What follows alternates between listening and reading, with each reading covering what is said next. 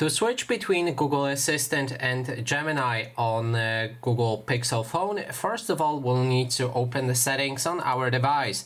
Now, next step is to click on your Google profile, which should be on the top section right here, and then we can go to all services.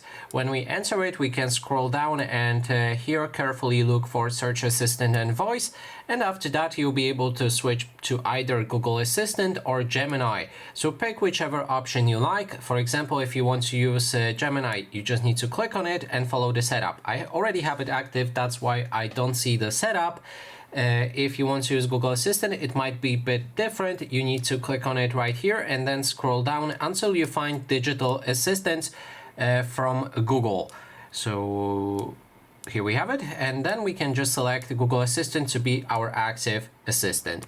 And that is basically everything. Thanks so much for watching.